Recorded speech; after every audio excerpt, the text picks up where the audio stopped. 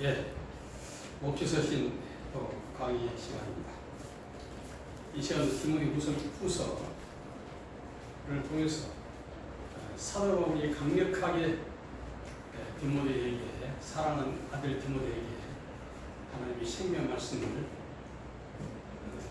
전하는 과정과 또 시대가 악함으로 이 폐역된 시대에 어떻게 하면 복음을 전할 수 있으며 핍박과 환난 가운데도 엄심하고 끝까지 전진하며 하나님의 뜻을 이루어가라 하는 권면과 권면 말씀으로 쭉 이렇게 서신을 통해서 말씀을 나눌 수 있습니다. 이 시간에는 히브리서 3장 6절을 봅니다. 이 시간은 히브리서 3장 6절이요. 자, 히브리서 3장 6절은 그리스도는 그 집 맡은 아들로 충성하였으니, 그리스도라는 말을 앞세워서 하나님의 종들이 어떤 모습으로 사역을 감당해야 할 것인가 하는 것을 그림자처럼 말씀하는데요. 집 맡은 아들로 충성하였으니 우리가 소망의 담대함과 자랑을 끝까지 견고히 잡으면 그의 집이라 했어요. 그의 집. 그리스도는 그 집 맡은 아들로 충성했답니다. 자, 히브리서 3장 6절이죠.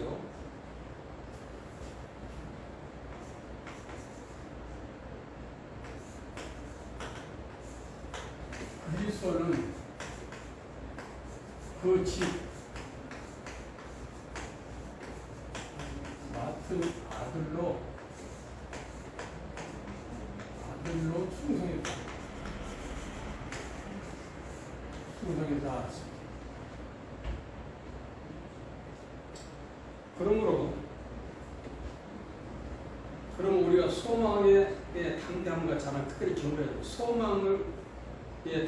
소망의 담대함과 자랑 끝까지 견고해지고 있는 것이에요. 그러니까 소망에 대한 말을 전해야 되는데, 이 소망에 대한 말을 전할 때는 반드시 전시가 되겠다시피 핍박이 따른다. 핍박이 따르기 때문에 그것을 끝까지 잡고 간다는 것은 아무나 할 수 있는 것이 아니다, 그런 얘기가 되겠죠. 우리가 그러나 항상 하나님의 종들은 그 소망에 대한 것을 잘 알고 있어야 돼요. 소망에 대한 것.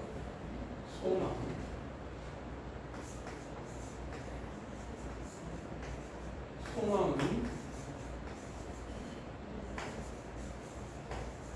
3장 15절에 베드로서 3장 15절에 보면은요, 성경 한번 봐보세요.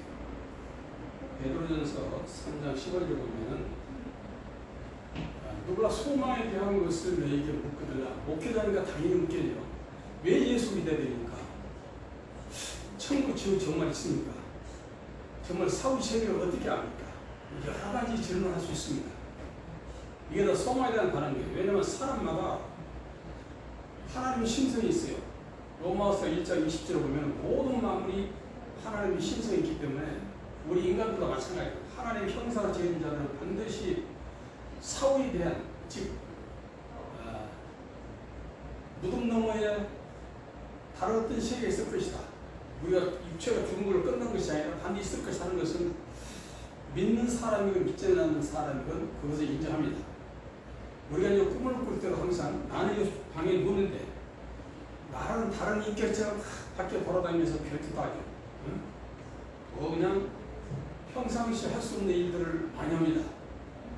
전쟁도 하고, 도망도 다니고, 꿈에도 무슨 꿈이면 둘도 떨리고, 여러 가지 그 상황들이 벌어져 있습니다.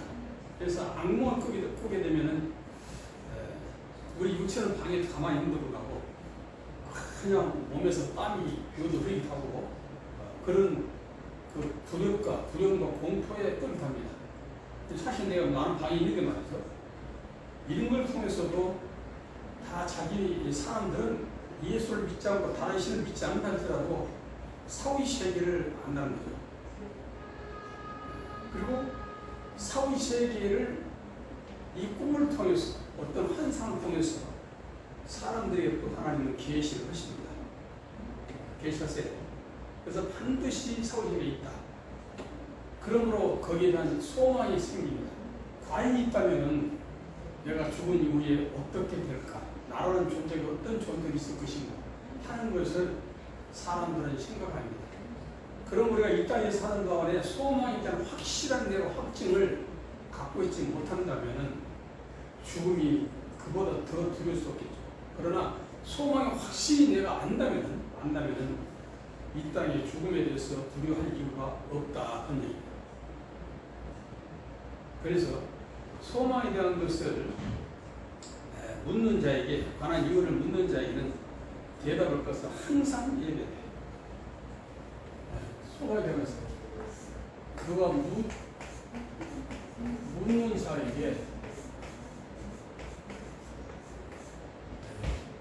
대답할 것을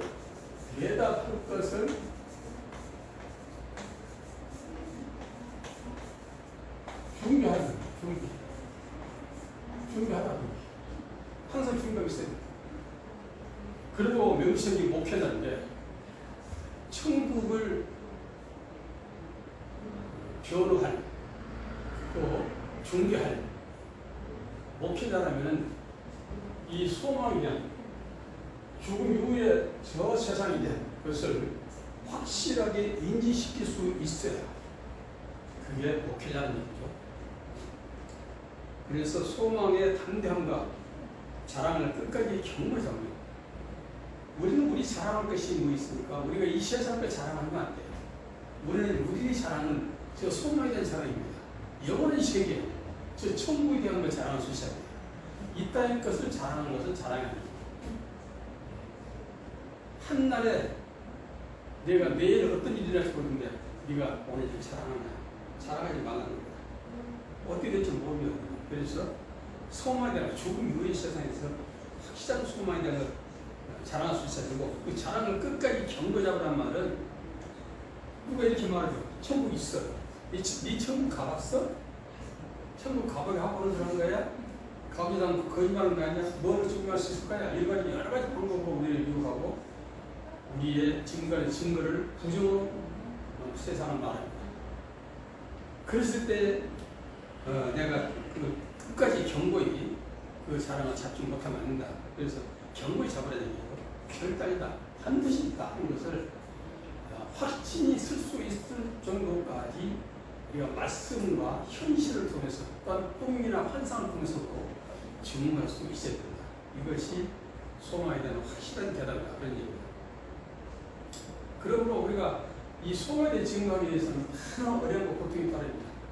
참으로 상대방이 나를 알아주지 않냐. 내가 아무리 증거하고 변명한다 할지라도 나의 증거를 믿지 않냐는데 참으로 괴롭고 힘들 때가 많습니다. 그렇죠? 예수께서 이 땅에 오셔서 세 번씩 울었습니다. 왜 울었겠어요? 믿지 못하니까요. 그렇게 엄청난 표적과 이적을 통해서 하나님의 신적 능력을 증거하고 사후의 세계를 증거함에도 불구하고 사랑하는 제자들까지도 믿지 못해요. 그래서 나사로가 죽은 이후에도 주님께서 눈물 흘리십니다. 이스라엘 백성들이 예루살렘 성 입성할 때 호산나 찬송하다가 예수님을 환대했지만 몇 날이 못 돼서 예수님을 십자가 못 박으러 할 그들을 예수님을 하기 때문에 그걸 모르는 그들, 장래에 되지 일과 소망에 대한 걸 모르는 그들 향하여 울었다. 이렇게 말씀하십니다. 또 겟세마네 동산에서도 히브리서 5장 7절에 보면 심한 탄식과 눈물로 간구로 소원을 했다.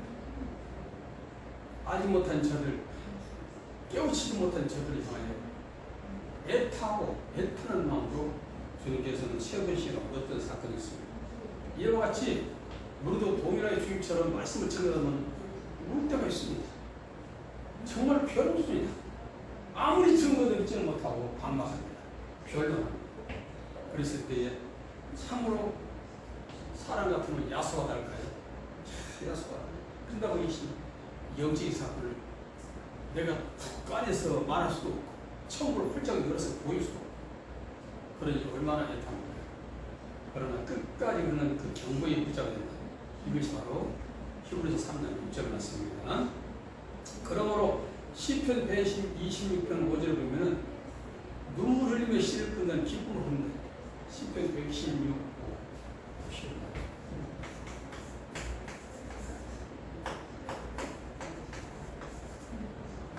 5. 눈물 흘리며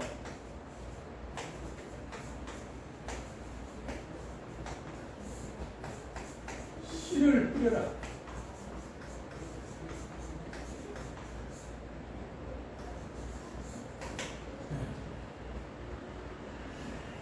물론 하나님의 인도를 받은 하나님의 사람들은 진리의 말씀을 전하면 듣는 순간 너무나 감동해서 반대로 듣는 자가 없는 자도 있습니다. 울며 애통합니다. 그러면서 어찌하고 어쩌냐면서 참으로 가슴을 치면서 탄식한 사람도 있고, 하나님의 말씀을 그렇게 들었어도 정말로 포인트를 듣지 못했던 사람들이 말씀을 듣는 순간에 머리에서 지진이 나는 사람이 있어요. 그런 분도 제가 아는 목사님 한 분들 그런 사람이 있습니다. 히브리서 5장 9절 말씀을 듣고 나서 머리에서 지진이 난다 그러네요. 히브리서 5장 9절 말씀 어떤 말씀인지 압니까?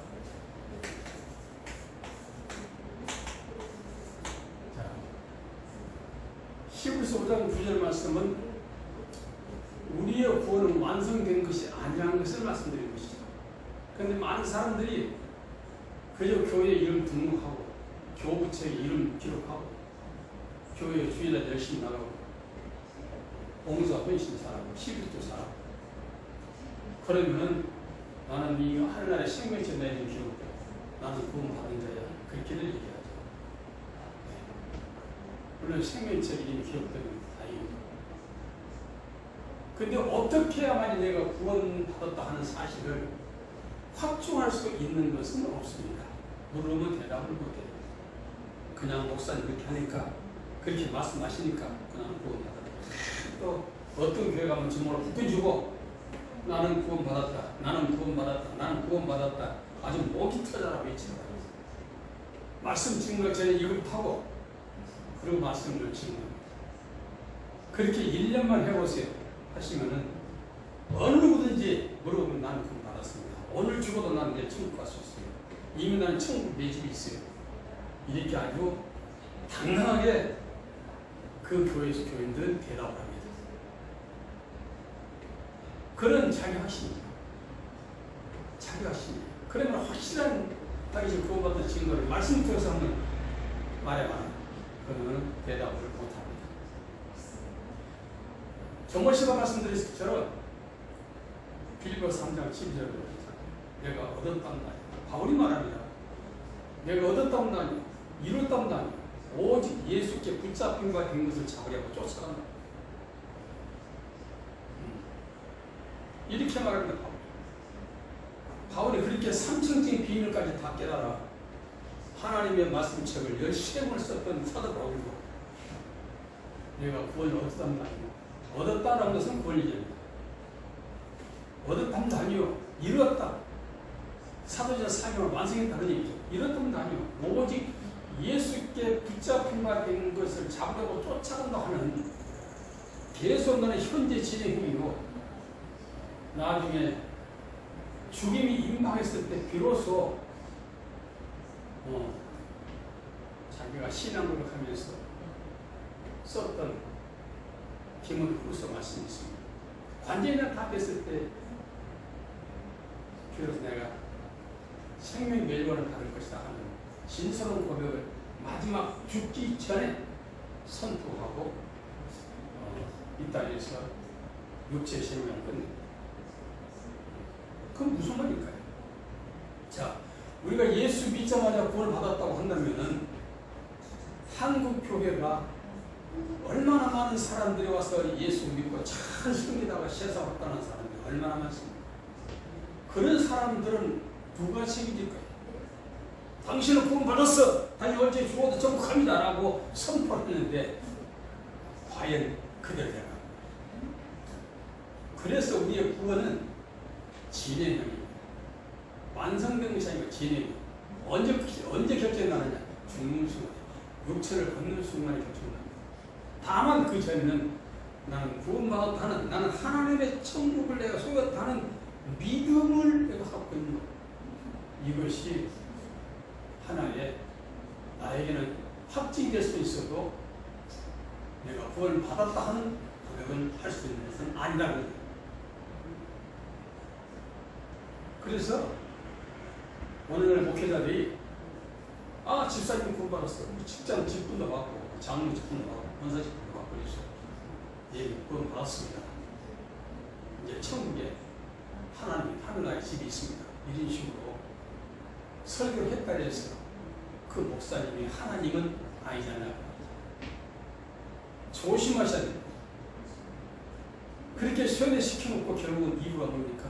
그때부터는 다 이제는 이 땅에 있는 것들은 다 동력이 없고 좀도 없는데 천국에다가 모든 물질을 본다 해서 그저 물질 설교만 아주 진전하게 합니다. 듣는 것이 믿음이라고 자꾸 듣다 보면은 무슨 일이 생기면은 내가 물질을 제대로 안 냈기 때문에 이런 어려움이 생깁니다. 가정적인 어떤 어려움이 생기고 그쪽으로 반영 포커스를 맞추게. 그래서 열심히 드리고 바치고 섬김으로 해서 나는 구원받은 자요, 내가 삶 속에서 평안을 누리고 있고 가정이 잘 되고 범사가 잘 된다 하는 그런 쪽으로 계속 유도해 가는 그런 목회자들이 얼마나 많은가. 하나님이 돈을 좋아하실까요? 이 땅의 명예 권세를 좋아하셨을까요? 참으로 하나님을 그런 거렁매기로 만드시면 안 됩니다. 에레미야 23장 24절에 천하 만국이 내 안에 있습니다. 천지에 충만합니다. 그 일이. 이 천지 만물이 다 하나님 안에 있는데 하나님 뭐가 하시겠어?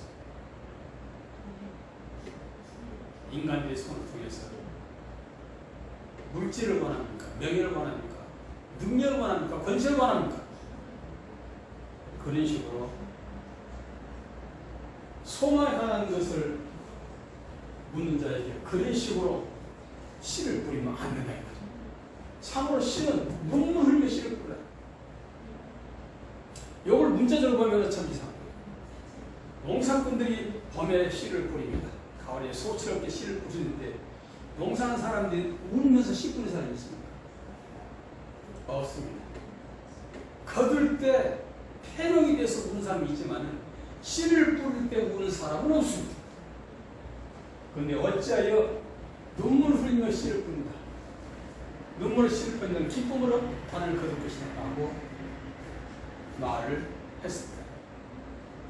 이 씨는 바로 이 씨는 어떤 씨입니까? 말씀이죠. 말씀은 누굽니까? 예수 그리스도입니다. 그러니까 예수 그리스도를 이 땅에 씨를 뿌릴 때는 반드시 눈물을 흘릴 수밖에 없다. 눈물을 흘리지 않고 뿌린 씨는 기쁨 못하는 거둘 수 없다. 그러니 그만큼 고난과 환난과 고통이 있다는 겁니다. 이것이 목회자에 가는 길입니다. 부경화를 누리려고 생각하시면 일찌감치 포기하세요. 진리를 생각하다 보면 많이 총에서 노예에서 쫓겨나요. 무시당하면서 저런당합니다. 이대라고 말합니다. 그렇죠. 여기 이단이 너무나 많습니다. 나하고 다릅니다. 일이. 내보다 다른 어떤 메시를 전하거나 내보다 특별한 어떤 메시를 전하면 잘못됐어. 이단입니다. 그래서 성도들이 격려하고 성도들과 함께하지 아니하도록 유도합니다. 이것이 오늘날 현대판 바리새인들이 아니야. 우리는 눈물 뿌리며 씨를 뿌리는 의미와 뜻을 알고 하나님께 맡겨진 사명을 잘 감당할 수 있는 그런 삶을 살아야 된다. 이렇게 말씀드렸습니다. 또 복음은 복음이란 말 그대로는 복된 소리죠. 그리고 구원의 기쁜 소식이 복음입니다. 복음. 구원의 복된 소식, 기쁜 소식, 복음이다. 그런데 이 복음을 증거하기 위해서 방금 전에 말씀드렸지만 눈물로 씨를 뿌렸습니다. 이 복음은 눈물의 씨앗입니다. 무슨 그런 노래도 있죠. 눈물의 씨앗이라고. 이 복음과 눈물의 씨앗이에요. 근데 복음이 오게 되면 어떤 사건이 벌어진가?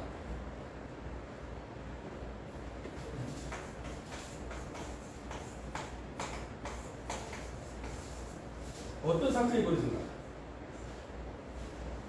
자, 성경 봅니다. 소경이 눈이 밝을 것이며 규모리 귀가 열릴 것이며 그때 전하자는 산사가 뜰 것이며 벙어리 혀는 노야 이는 광야에서 물이 솟겠고 사막에서 심야가 흐를 것이며 소경의 눈이 반응할 것이다. 복음은 아무나 들을 수 있는 것이 아니다. 복음은 들을 수 있는 귀가 있어요. 복음은 소경이 눈이 밝아집니다.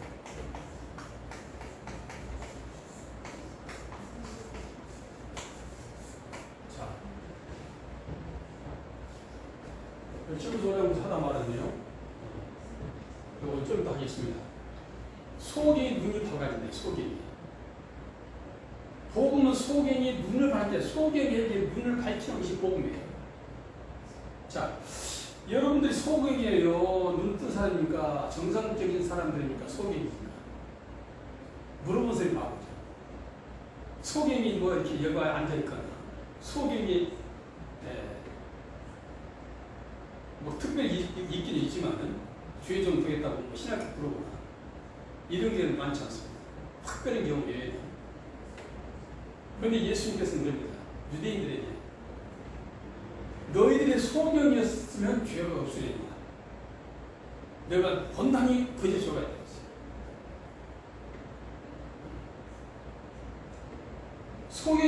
소경이었으면 좋았을 것인데 본당이니까 줘야겠다. 자, 그게 무슨 말입니까? 소경. 본다는 것은 무슨 말씀이에요? 본다는 것은 어떤 의미입니까? 안다는 뜻입니다. 난 당신 전화된 거 알고 있어. 당신 전화 메시지는 다 알고 있어. 얼마나 성경 다 알아. 하나님 뜻도 알아. 어떻게 그것만 다 알아. 그렇게 모든 것을 안다고 생각하는 사람들이 예수님께서 볼 때는 소경이다. 이 성경 말씀도 감동으로 마음으로 하는 자가 있고 머리로 하는 자가 있습니다. 많은 사람들이 머리로 알고 있으면서도 그것이 참 진리를 알고 있다고 얘기합니다. 머리로 알는 사람들은 속입니다. 하나님의 말씀을 가슴으로 아는 사람들이 진짜예요. 근데 내가 소경이다 하는 말은 나는 하나님의 말씀을 다 알지 못해. 하고 자기 자신을 겸손히 낮춘 자들이 소경이라는 것이야. 자,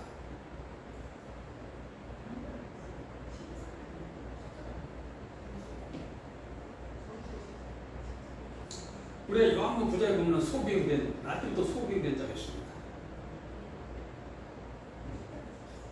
날때부터 소경된 자를 예수님께서 눈을 뜨게 해준 사건이 나옵니다. 그런데 많은 유대인들이 소경이 눈을 뜨게 한 날이 안식을 해서 오히려 핍박합니다. 그리고 예수님을 핍박하기 시작합니다. 율법을 범했다고 말이죠. 안식에 대한 병을 받습니다. 평생 눈을 뜨지 못해서 거짓으로 살아온 그 인생을 눈을 뜨게 해서 새로운 인생의 삶을 살게 해주는 그를 보고 주님을 알 수 있고 주님을 찾는 것이 아니라 안식이다. 소위 눈을 뜨게 해준 사실에 대하여 불법자, 율법을 지키지 않는 불법자라고 비난하기 시작합니다. 그러면서 유대인들에게 그런 말을 합니다. 유대인들에게 너희들이 속에 있으면 죄가 없으리라. 너희들 단단히 죄가 있다. 그렇게 요한복음 9장 40절 요한복음 9장 40절 소경에 대한 메시지를 풀어줍니다. 우리는 성경을 얼마나 알고 있습니까? 소망에 대한 것을 확실히 알고 있느냐? 이 성경 전체는 소망에 대한 메시지예요. 천국에 대한 메시지입니다. 그 이름의 메시지입니다. 요한복음 20장 31절에도 내가 성경을 기록한 것은 무엇 때문에 한 것입니까? 예수 그리스도는 하나님의 아들이신 것과 그의 이름을 힘입어 생명을 얻기 위함이다. 그 이름을 힘입어서 생명을 얻기 위하여 내가 성경 66권을 기록하였다라고 주님께서 말씀하십니다. 그 이름의 책이라고 해요. 이름은 뭡니까? 이름은 바로 예수 그리스도십니다. 그런데 많은 주의 목사님들이나 여러분들은 예수까지는 잘 알아. 그런데 그리스도에 대해서는 잘 못해요. 우리는 예수로 구원받는 것이 아닙니다. 구원은 그리스도로 구원받는 거예요. 그리고 그리스도로 택함받은 것입니다. 주의 종들도 만성의 이미 그리스도 안에서 택한 것이지 예수 안에 택한 거 아니다. 이거 아시죠? 예수는 율법입니다.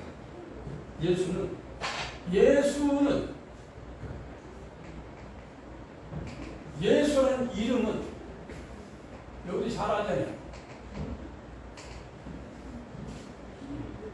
예수라는 이름 자체는 자기 백성의 죄를 구원할 자, 구원자라는 뜻이에요. 구원자라는 뜻이에요. 구원자가 오셔서 그리스도로 우리를 구원합니다. 그리스도로 죽고 다시 부활함으로. 예수의 죽으시고 부활하지 아니했더라면 우리는 믿어서는 안 됩니다. 예수 믿어가 흠일입니다. 그러나 죽으시고 예수가 죽고 부활을 그리스도로 했기 때문에 그리스도 부활했기 때문에 그리스도 안에서 우리는 용서받게 되는 것입니다. 그리스도와 예수는 율법이에요. 육체는 찢어져야 됩니다.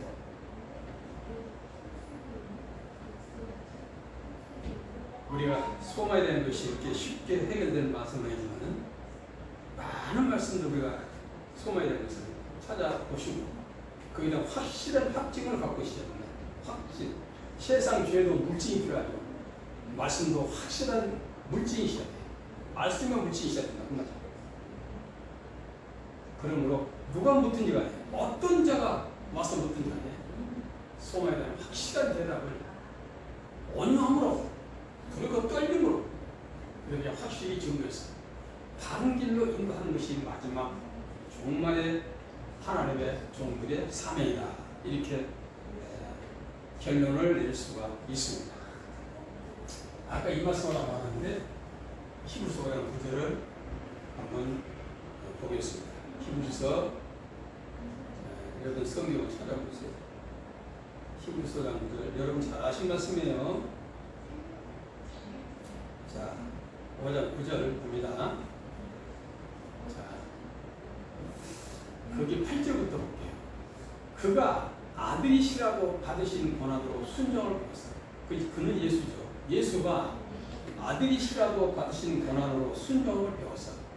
온전하게 되었은즉 자기를 순종하는 모든 자에게 영원한 구원이 그 은이 되시고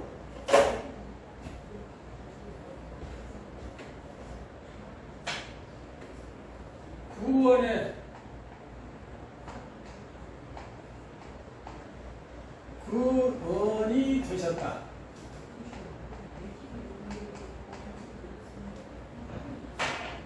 이거 완성이 아닙니다. 완성이 아니에요. 완성이 아닙니다.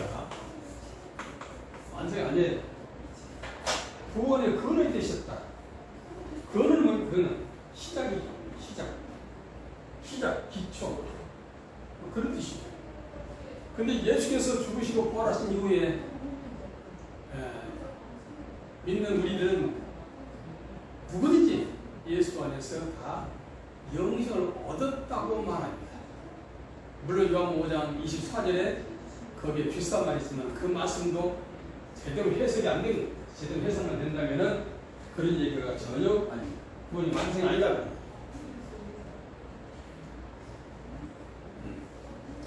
구원의 근원이 되셨다. 자, 그렇기 때문에 예수께서 요한복음 10장 통해서 말씀하시죠. 한번 보고 갈까요? 자, 요한복음 10장 보겠습니다. 10장 1절부터 볼게요. 내가 진실로 진실에 이르니 양의 무리의 문으로 들어가지 아니하고 다른 데로 넘어가는 자는 절도며 강도다. 양의 무리의 문으로. 자, 요한 10장 7절은 나는 양의 문이다 그랬어요. 예수님이 양의 문입니다. 그런데 양의 문대니 예수님을 통과해서 들어가지 아니하면 다 젖 떠나갑니다. 어디로? 담 넘어갔다. 담 넘어갔다 젖 떠나갑니다. 담을 넘어갔단 말은 무슨 말이에요? 하나님 말씀을 제대로 진리로 증거하지 못하고 인간의 생각과 방법으로 어떤 철학과 이론으로 증거하는 것이 다 담 넘어간 것입니다. 담 넘어간 거예요.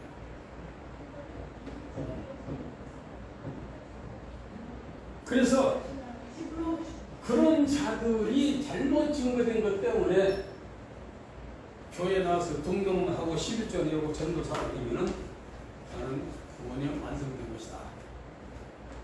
그렇게 해서 자기 마음대로 이제 성도들을 요리합니다.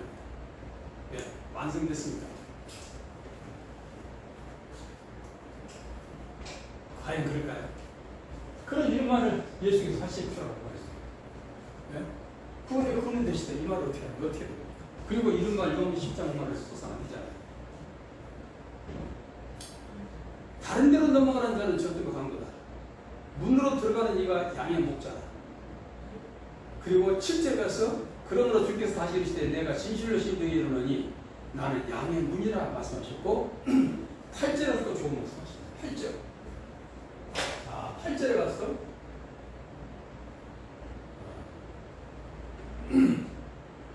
요한복음 10장 8절에 가서 나보다 먼저 온 자도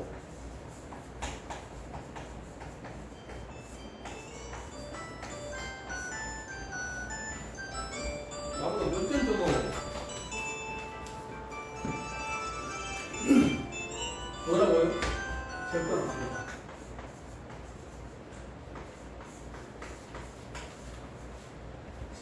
절도를 합니다. 자, 어디 생각하십니까? 그럼 예수님보다 먼저 온 자가 누구예요? 누가 먼저였습니까? 예수님보다, 이건 예수죠. 예수님보다 먼저 온 자는 절도를 합니다. 그러면 선지자입니까? 아브라함입니까? 다윗입니까? 솔로몬이에요? 누굽니까? 노아입니까? 다 먼저 왔네요. 그럼 그들이 다 절대로 가문입니까? 무슨 말이냐면은 우리 구원의 완성은 예수님의 재림부터 시작합니다. 재림이 돼야 완성입니다. 구원 완성입니다.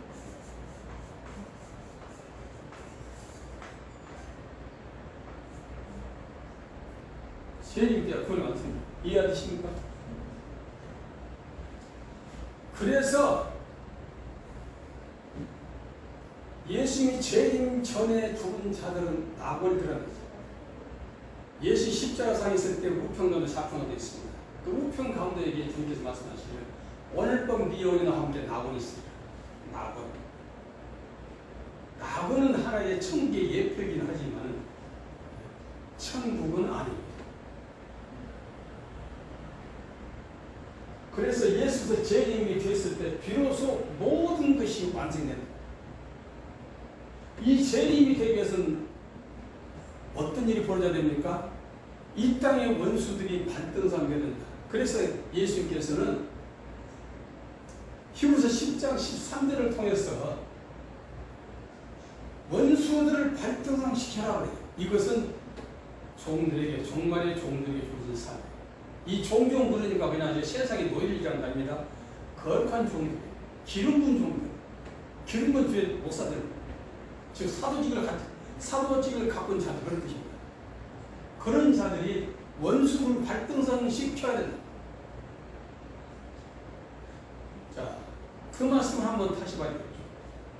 그러면은 히브리서 5장 보는데 히브리서 5장 28절 히브리서 5장 28절 보면은 이 말씀이 나옵니다. 자, 한번 찾아보시다. 히브리서 성경을 확인하면서 해야 되니까요. 그냥 자, 28절, 27절부터 볼까요? 27절부터 한 번 죽는 것은 사람의 정하신 것이요 그 여는 반드시 신다. 이와 같이 그리스도 많은 사람이 죄를 담당하시려고 잘 보세요. 담당하시려고 단번에 들으신 바 되셨고 구원에 이르게 하기 위하여 이르게 한다는 완성이죠. 구원에 이르게 하기 위하여 죄와 상관없이 자기를 바라는 자들에게 두 번째 나타나 두 번째가 죄인이죠. 죄인 예수. 두 번째 나타나시라. 그 목적은 뭡니까? 구원을 완성 이르기 위하여. 구원의 완성이죠. 여기는 구원의 완성입니다. 완성. 구원의 이르기가 두 번째 나타나시리라 했어요. 그러니까 무슨 말이냐면은 나보다 먼저는 절도요 강도라는 얘기는 예수님께서 재림하기 전에 와서 내가 그리스도야, 내가 메시아야, 나가 진리형이야, 내가 보혜사 하는 것들이 전부 저더라 강도라는 말. 이들이 이다이죠. 네. 누구라 얘기 않겠습니다. 오늘날 그런 사람이 많아요. 내가 메시아다, 내가 구주이다, 또 내가 누구다? 두 감당나무다. 이렇게 주장하는 것은 뭡니까? 예수보다 먼저 온 메시아죠. 자기는 메시아라는 얘기지. 이들보다 적더라 강도다. 바로 이 구원, 재림 완성됐을 때에 비로소 구원도 완성된 것이다.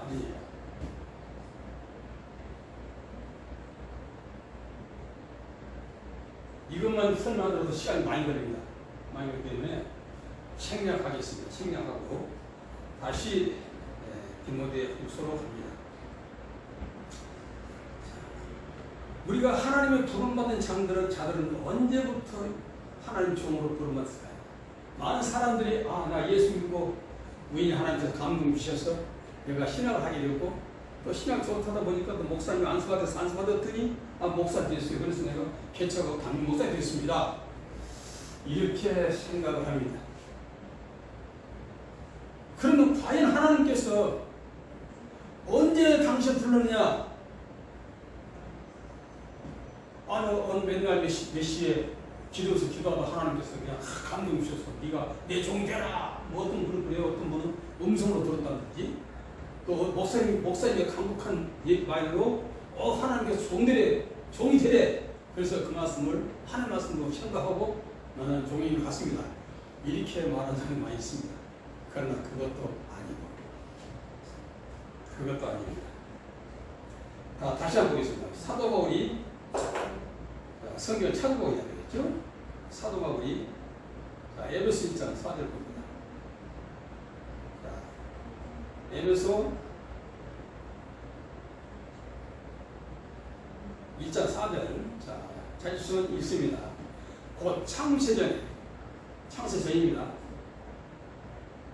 창세전에 그리스도 안에서 잘 들으세요. 예수합니다. 그리스도 안에서 우리를 택하사 우리로 사랑 안에서 그 앞에 거룩하고 흠역하시려고 그 기쁘신 뜻대로 우리를 예정하십니다. 예수 그리스도로 말미암아 자기 아들들이 되게 하셨다. 창세전입니다. 만물을 짓기 이전에 이미 그리스도 안에서 기름 부음 안에서 그 뜻이죠.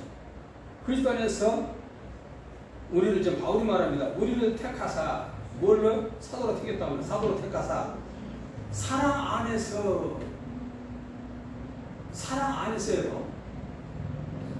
안에서 그 앞에 거룩하고 흠없게 하시라고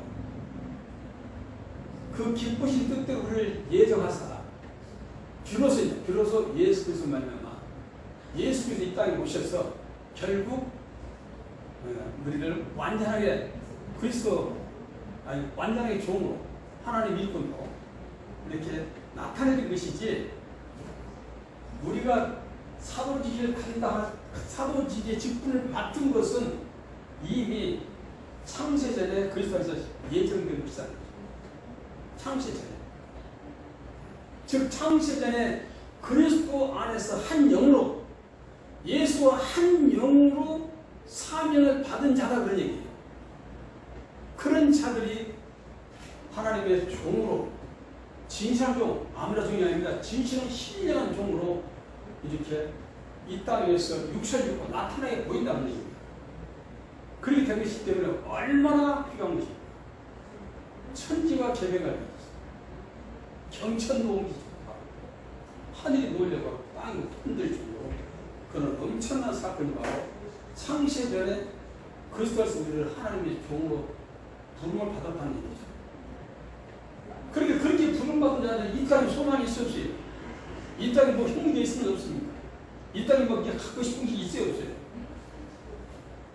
이 땅의 것으로 내가 무엇을 얻으려 한다는 그 사람은 아직도 자기 자신이 어떻게 하나님의 종으로 부름받게 된 것이 하는 것을 아직도 분별하지 못한 것입니다. 그래서 예수님께서 제자들이 하는 말씀이 있어요.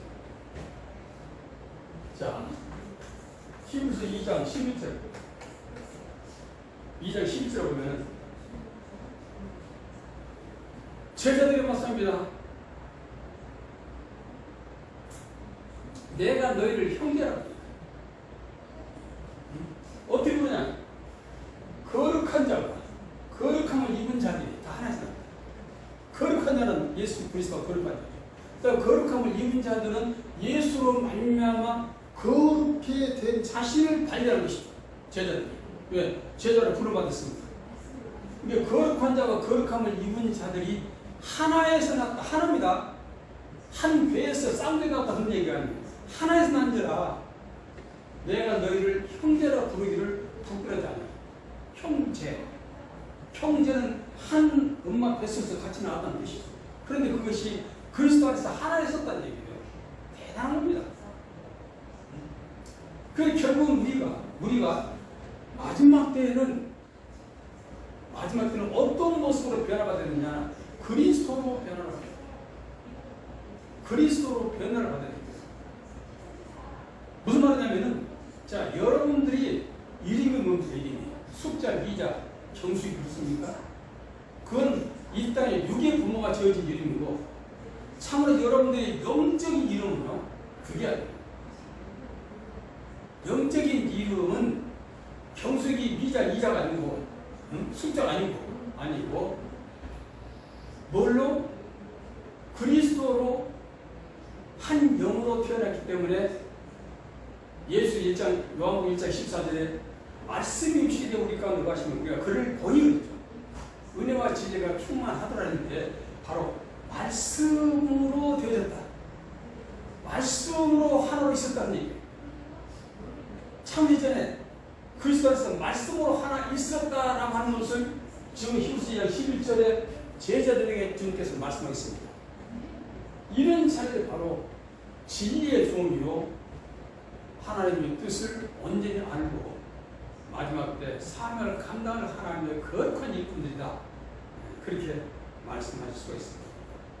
그러므로 형제라 부르기를 부끄러워 아니하신다 했습니다.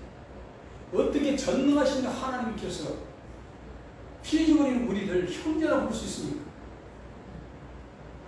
이걸 그 말씀 그대로 보면은 예수님께서는 그 아버지 이름을 어떻게 되죠? 망령되이 꺾는 것입니다. 아버지 이름을 망령되이 꺾는 것입니다. 그러니까 그 엄청난 비밀을 예수께서 제자들에게 말씀하셨습니다. 너희들이 나와 같은 자들이다 그런 얘기예요. 나와 동등한 자들이야. 그래서 척척 부르니까 어떻게 됩니까? 이혼한 핑계를 대지 않냐. 부른 대로 따라. 부른 대로. 배도 버려버리고 다 버리고 따라. 직분도 버려버리고 돈부도 다 버려버리고 따라. 이것이 바로 하나님의 거룩한 일입니다. 신분이 다르다거든요. 우리는 신분이 다른 모습으로 하나님의 말씀을 배우고 안수받고 주의 종이 되죠. 신분이 다른 거예요. 이 세상의 소가 다른 게 아니란 말이에요. 에레미야 장모지는 뭐랬어요? 에레미야를 선제로 부르면서 나이가 어리니까 나는 어립니다. 그러니까 뭐랬습니까?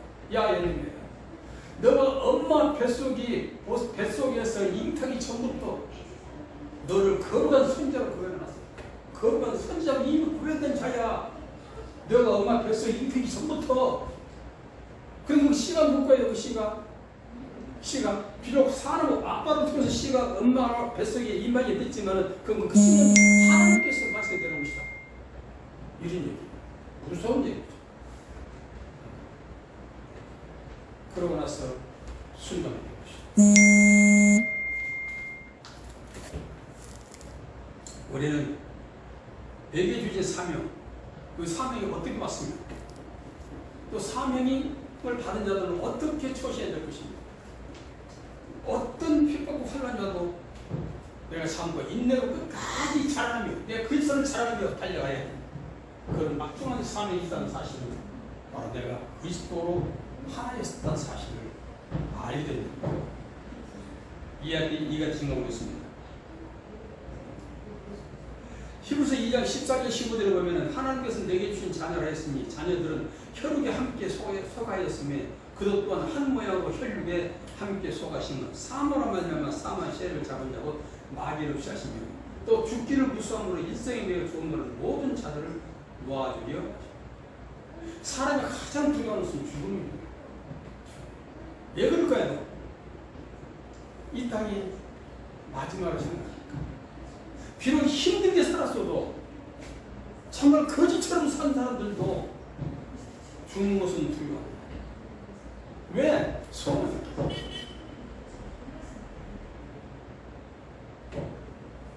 다 부서진 초가집에 산 사람일지라도 그 집을 철거하려면 두렵습니다. 그런데 그 사람이 뭐랍니다. 널 위해서 아파트 지었으니까 이거 철거하자. 못 믿으면 안 가더라. 그럼 믿는다면은 그거 아까울겠어요? 다 부서져가는 초가 산 거 아깝습니까? 이걸 버리면은 아파트 주겠다는데? 그럼 모르는 사람은 두렵죠. 그러나 그 아는 사람, 야 빨리 가라. 부셔고 가. 우리 집은 이 집 아니야. 더 좋은 집을 우리는 준비해줬어. 나라가 준비해. 그러나 이걸 안 가면 못 갑니다. 아니면 가야죠. 바로 이와 같이 죽음을 드러난 모든 자들에게 사망의 세력이 있음을 모아주기 위해서 주님 오시라 이렇게 말씀하십니다. 우리에게 형제라 부르는 순간 하나님 우리의 자녀의 신분으로 부름이 된다는 놀라운 사건입니다. 이것은 이미 창세전에 예정된 일이라 했으니 이 얼마나 영광스러운 일입니다. 이렇게 영원부터 그리스도 안에서 예정 가운데 우리를 택하시고 영원 복음까지 우리에게 생명을 주셨다고 과거 분사로 기록가 있다는데 놀라운 일입니다. 과거 분사로 기록했어요. 이는 행하는 변도로 하나님이 정하신 뜻을 우리에게 보여주신 것입니다. 구약에 나타난 역사적인 사건은 기록한 데 오셔서 보여주신 모든 것이 앞으로 나타날 일들의 확실한 증거입니다. 미리의 선진들이 다 나에 대한 증거를 한 그 역사가 현실과 닥칠 미래에 대한 실상과 증거로 보여주신 것입니다. 병든 자를 고치고 죽은 자를 살리는 이 모든 것이 변개할 수 없는 사실로 말씀하고 있는 것입니다. 이 사건과 소경의 눈을 안전을 일으키시고 죽은 자를 살리고 문들을 깨우시고 누가? 예수 오시니. 왜? 예수는 창조주이기 때문입니다. 예수 없어서 제일 먼저 병자를 고친 것은 뭡니까? 죽은 자, 중풍병.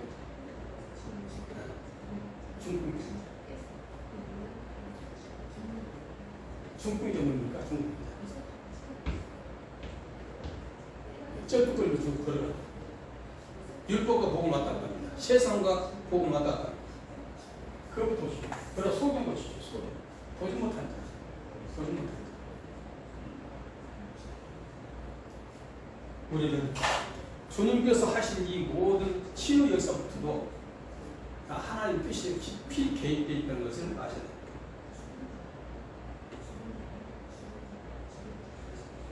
히브리서 1절 1절을 보니까 그래서 믿음은 바라는 실상이며 보지 못하는 것들의 증거라 하셨습니다. 믿음은 바라는 것들의 실상입니다. 소망이죠. 소망에 대한 실상이 믿음입니다. 그리고 보지 못하는 것들의 증거, 장미될 일들을 증거하십니다. 저 어떤 사람이 예언자가 있습니다. 예언자가 국지국제의 세계적인 사건을 한 서너 개만 딱 마칩니다. 그 다음에는 틀린 걸 해도 그 말을 믿게 됩니다. 무슨 말인지 아십니까? 바로 이와 같은 것이다. 그런 사건을 통해서 우리에게 장래에 되어질 것을 믿게 하기 위해서 말씀하시는 것이고 이 모든 일들을 이루셨다. 그래서 히브리서 1장에 믿음은 바라는 것의 실상이요 보지 못하는 것들의 증거니 죽은 자가 부활을 통해서 신령한 육체를 입은 예수님 자신의 모습으로 우리에게 확증하고 있는 것입니다.